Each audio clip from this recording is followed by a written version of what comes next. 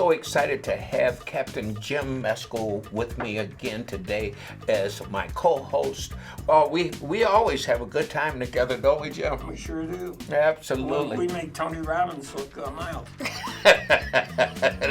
That's for sure. Yeah. You know, before we get started talking about the boating subjects for today, something very interesting happened a few days ago. You lost your brother, and he had a celebration of life. Will you tell us about that? Yeah, well, my brother is a year younger than me. He was an attorney, he was a former judge, and he actually ran for the Supreme Court of the state of Mexico. He was a pretty accomplished guy. He got married, had a couple of kids, got divorced, always wanted to be a priest, blah, blah, blah, blah. They need priests, they need lawyers. So they made sort of an exception for him.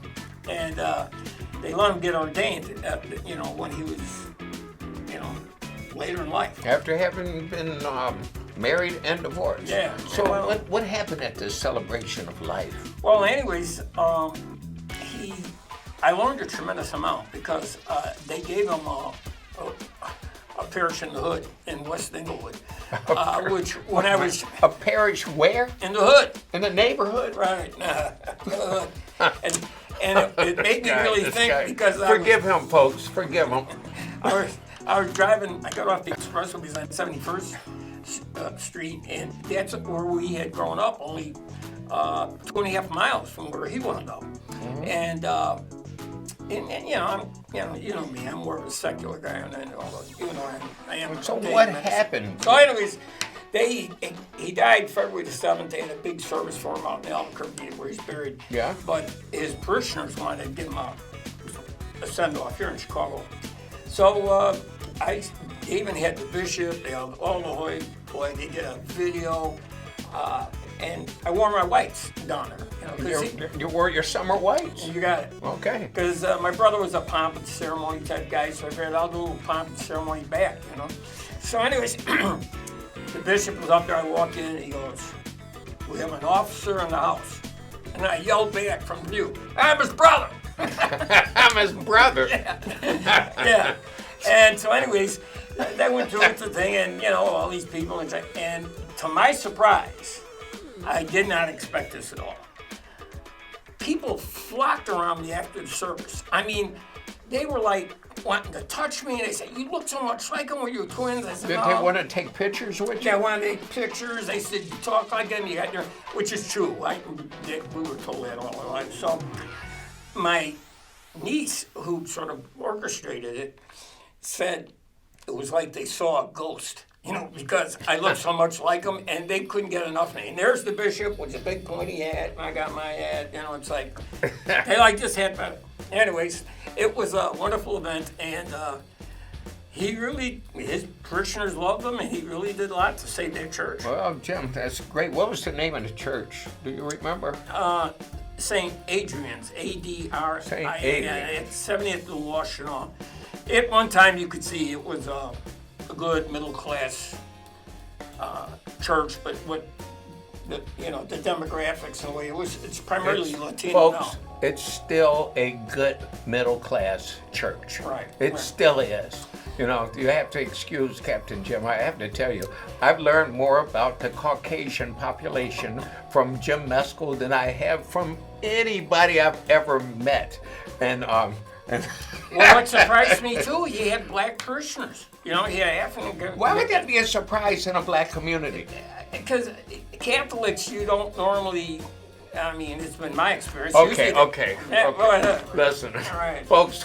But it was a great thing. But the point is, this uniform attracted them like flies. The uniform draws respect. The kids in my neighborhood, some of them thought I was the police at one time, but now they call me Captain Mark, and they run up to me, and I make sure that I'm the role model for the children in my community, and I dress professionally each and every day. because I am being watched, and you are too, folks. Yeah. You're being watched by these children, and I want you to make darn sure that you are exhibiting the best that you can possibly be. Now, I can tell you, Jim, we had a wonderful day too this past week on Tuesday. You and I turned the switch off, and we went fishing. We went charter fishing. And this charter fishing trip... We were passengers. We were passengers. Right. We were not the captains. Right. We do this a few times a year, several times, about 6 times a year. And if you're interested in coming fishing with us, and I said fishing, do you know that there are 5 species of salmon that are stocked in Lake Michigan? That's right, in Lake Michigan. A lot of people don't even know that. I was surprised to see how the captain, he would say, well, that's a kingfisher and that's a this type. And I go, well, they look the same to me. And then he opened the mouth, and he could tell by the tissue in the mouth. And right, all that. inside one wow. of the fish's mouth was black flesh, right. which indicated it was a steelhead. Yeah. And those fish get awfully big, those steelhead salmon. I can tell you that salmon and trout, they're both very similar in flavor as well. But my daughter caught her first salmon on that day. She came along with us. And thank you, Cherokee. She cooked that fish on the same day as soon as we got home. And I will never, ever, ever go fishing again unless I cook the fish as soon as I get home. Because once it's frozen, the flavor just changes. She was able to get all the, because she didn't pull the bones out. She just had them take the innards out. And yeah, she did a good job at it. It was so she superb. filleted, yeah. Wow. Thank you, Cherokee. I appreciate that. Yeah, Cherokee, you was a real trooper that day. I mean, if you're interested in going fishing, we want to show you a quick video. And in this video, we will, I think I'm going to turn the sound off. And we're going to make sure that we show you something very special. This is Family Day on Lake Michigan. And if you haven't done this before, you can do this. Do you know that there are many different charter fishing boats along downtown Chicago's lakefront? And you can rent any of those charter fishing boats. Just go online and type in charter fishing Chicago, and you'll find some great fishing Isn't boats. that how you got your start in the boating industry? That's absolutely Working on right. a fishing boat? I worked on a fishing boat, cleaning the heads on boats, but working and scrubbing up nasty fish guts and all of this kind of stuff. That's how I got my start. And learned how to fish, but I went on to get a degree in biology, and then I studied ichthyology, which is the study of fish. I didn't know that. I learned their life cycles, and I learned about invasive species. I went on to work at the Shed Aquarium when they were building the local fish exhibit. So if you ever go to Chicago's Shed Aquarium, you see they have a full wing now called the local fish exhibit. So rivers and lakes that are local to Chicago. And all the different tanks represent what's found in Lake Michigan, and the salmon are just among those. So I was privileged to work with a group of ichthyologists to help maintain and build those tanks so that we could show the public the fish that are found in Lake Michigan and the plants that are found in Lake Michigan, whether they be invasive species or not, including that notorious Asian carp. So we're going to take a quick look at a video of if you went out on a family day. Now, mind you, this is a smaller boat than what we were on, but the principle is the same. And I want you to notice the Chicago skyline in the background, because we were pretty far away from the shore. 8 miles. We were 8 miles, and this is what Chicago looks like 8 to 10 miles away.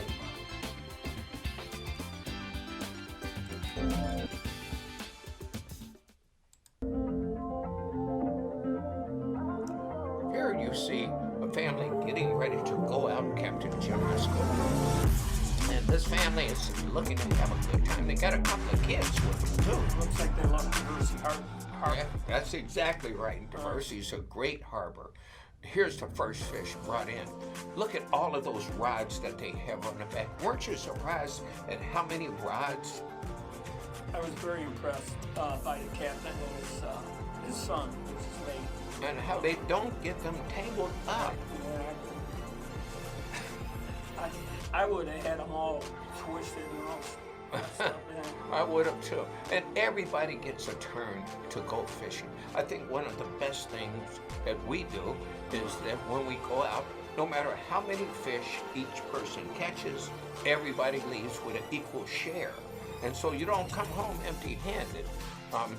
Usually you pitch in and you pay for the captain's tip, the fuel, and the boat. And the only thing that we had to bring was food and drink. But doesn't he cover your fishing license and all that? Of course, the fishing, I forgot about that. Right. The fishing license is all part of So it. he's got all the bait, all the lures, all the lines. All you have to do is show up. All you have to do is show up. Look in a distance on some of these shots, you can see the city of Chicago and see just how far we're out. Some of these shots will show you this, and they travel in all directions. So right now we're looking east out onto the lake. But isn't this a beautiful flat water day? Yeah. But it wasn't flat when we went out. No, sir. What happened? Northeast winds, and it was pretty rough. It was like 5-foot waves. It was cold, foggy. I saw a couple of 6 or 7 foot waves, and I started crying for my mama. Yeah, well, I was surprised to see the Tierra, which is the mom of the boat, how wet it got. Like it couldn't handle the waves as efficiently as my sea rays would do it. Yeah, we a love them. A lot of water was crashing over the bow. You and I both love those sea rays. But take a look at Chicago in the background. Isn't that beautiful? Isn't that beautiful? Yeah. These folks are coming back in. They're so happy, showing off their fish and everything. And these are no small fish. Some of these fish in the fall, did you know that some of these fish are just huge and will weigh up to 35, 40 pounds? Usually you're going to catch them in a 20. Or you can send me an email to shipmastermark, that's shipmastermark@gmail.com.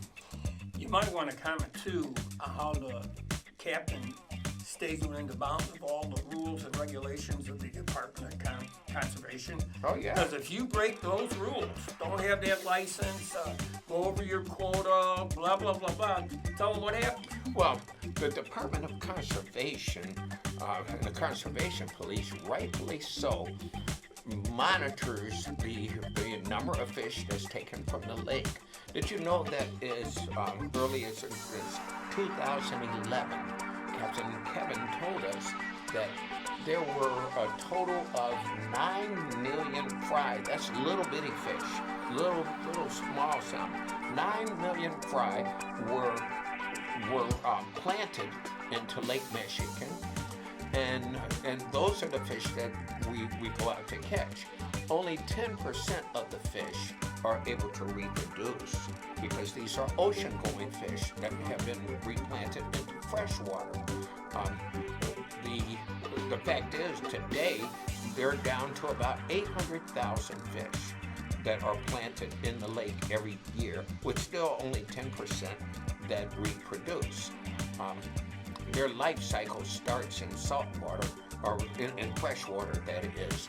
They swim out on these streams, swim out to the saltwater areas, stay out for 3 to 5 years.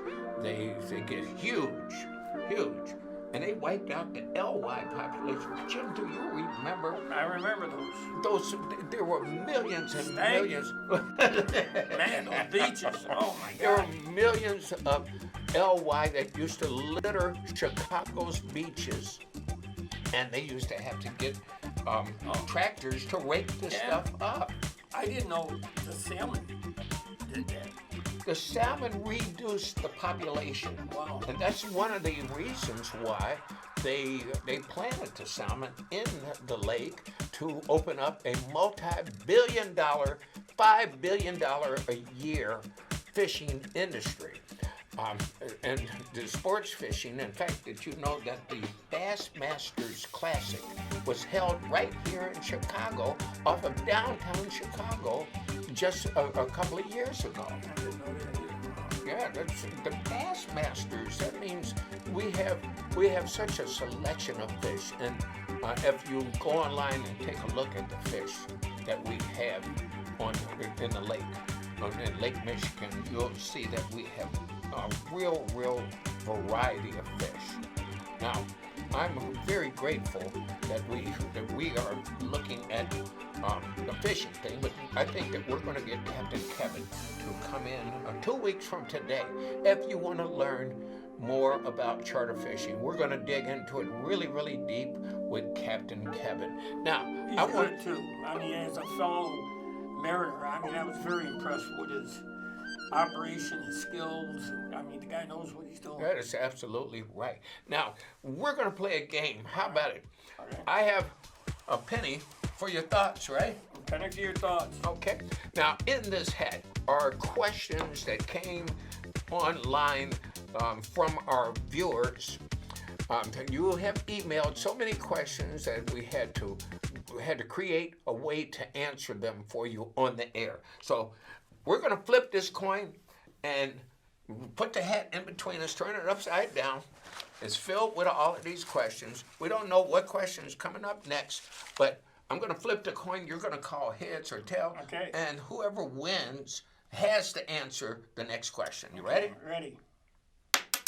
Heads. Okay, you got it. Go ahead, reach your hand in there and grab a question. Is that 2-1? Go ahead, come on. Can I say this on the air? Drunk ass passenger. What does that mean? I mean, how do I handle him? How do you handle a drunk-ass passenger? I'll tell you, it's difficult. It's just like what you see on the airlines where the people are... Come on, what do you do? What do you do? You got a passenger, you see him Well, drunk. and what you make them come up and sit next to you, cut them off, alert the person who's in charge that, rented the boat, and tell them that everyone's going to have to go in unless you can get this Pendeo under control. Golly. Wait, there's a caller. Thank God. Thank God we got a caller. Welcome to relay the question to you. Okay. They've got a question about safety protocols for passengers Safety. and making them feel safe when they're on the boat. Okay. Safety protocols. We give a safety When they're speech renting the boat. when they're renting a boat. Well, a person that's renting a boat, we give a safety speech. We make sure that people understand that the captain is in control. What are some of the things you do? Well, as you know, I just had a bad experience over Memorial Day weekend because just like we're seeing these problems on the airlines and people not wanting to follow the rules and they're punching stewardesses and all this kind of stuff, flight attendants. I found that no matter how much you try to prep them, there's always going to be one Pendeo in the group. Quit saying that word. Do you know what that means? Yeah. Anyways, but it's, you got to speak Spanish. But Forgive him, Father. But anyways, they, as you said, nothing good happens after the third hour. So That's right. If On it's a 4-hour trip. right. And basically, I've seen this happen multiple times, and I've sort of dissected it, and I sort of understand what's happening. First of all, they start pounding the hooch right away. There you go. It's like they want to get drunk. That's hour one. Right. What's hour two? Hour two is then they want to go swimming and, show their wares. What happens by hour three? Hour three, they're starting to dance and the music and the more booze and everything else. And hour four? And then they're starting to get sexually turned on by God. whatever. It's like, They're getting now we got hour four. It's like, oh my God. They're getting obnoxious. They don't want to quit the party. They don't want to So listen the to safety captain. protocol that our caller asked about, we make sure that people are safe, not just teaching them the rules about wearing a life jacket if you're in the water for anything at all, but making sure that they know how to handle their liquor and that we are conscious and watching what's going on a boat. Here's another one. Unfortunately, they don't want the party to end. Okay. And I get it. Okay. Now, here's another one. All right. Heads or tails? Tails. That's you. Okay. That's you again. All Okay. right. All right. Okay, here you go. Here's a question for you. All right. I'll tip you if you let us smoke some weed on the boat. That's right. Some people have asked, can I smoke weed on a boat? I've had that posed to me too. What do you tell them?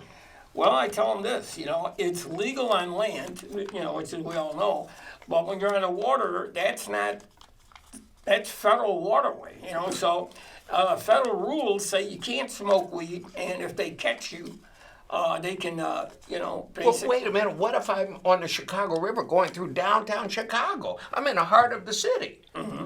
Am I still on federal waterways? Yeah, the river's a federal Oh, my waterway, too. goodness. Right. So, Very good. Yeah, so basically what happens is they can take the boat, they can arrest the captain, they can, terminate the charter. Everyone loses.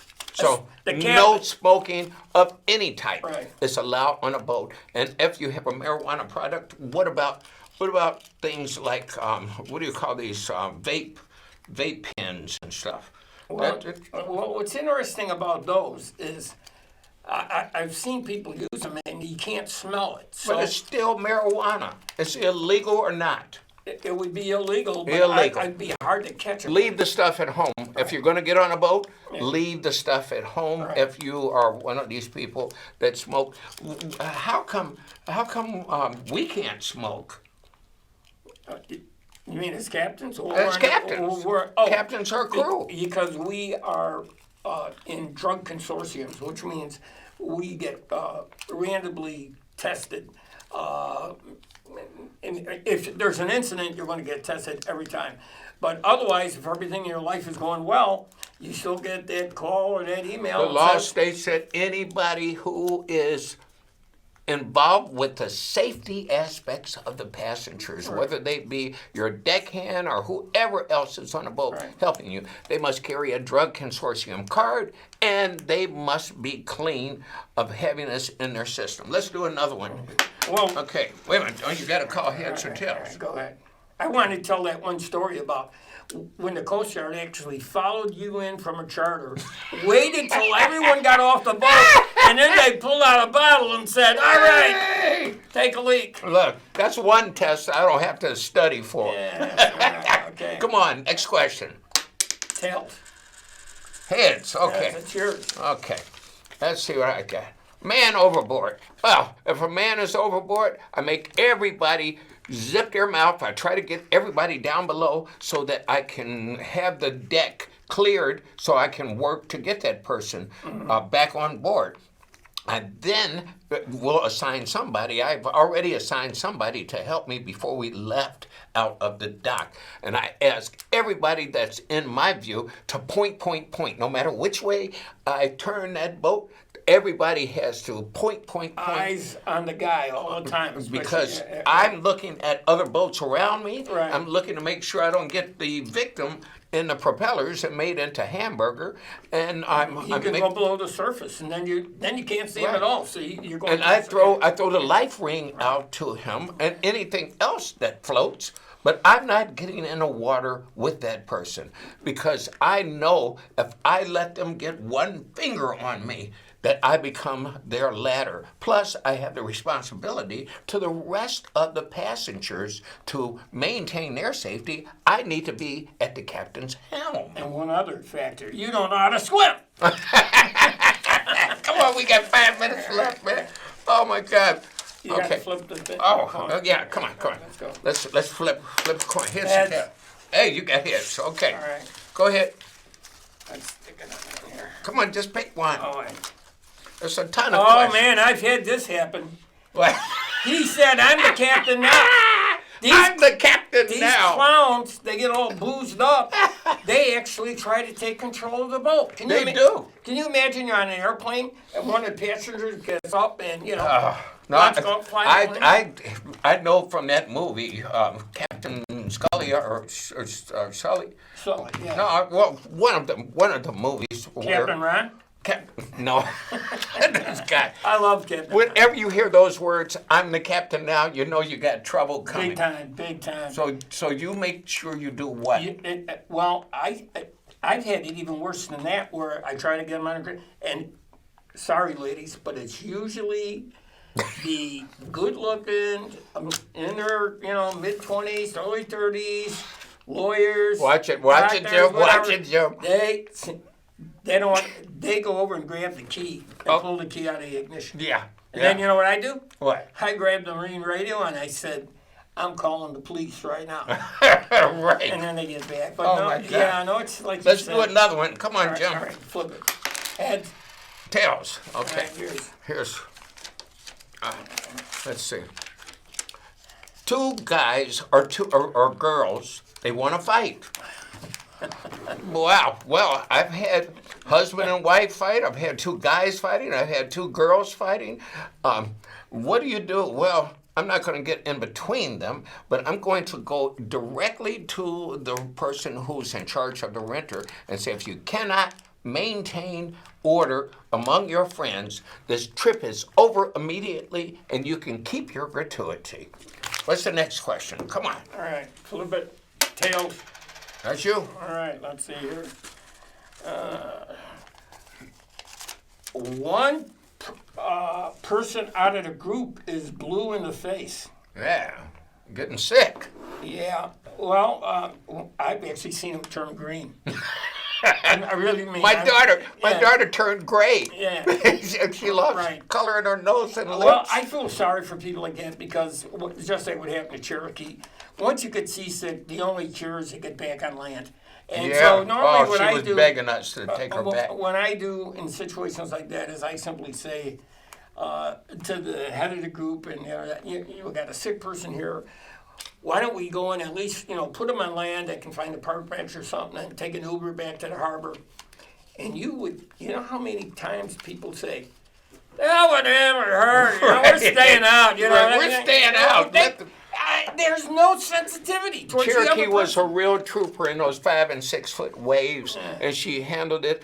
I'm telling you, and she still caught a nice salmon. And then she was getting dizzy too. She Yeah, said, yeah, and she was a real trooper on that one. She was. For sure. I felt very. So if you get somebody blue in the face, if you plan on going out on a boat, take Dramamine an hour before. Don't take it as soon as you get on a boat. Also, there are pressure points in your wrist, and they have bracelets that you can wear to reduce this motion sickness. And the other thing is, if you know you have a history or a tendency to get seasick, stay off the boat.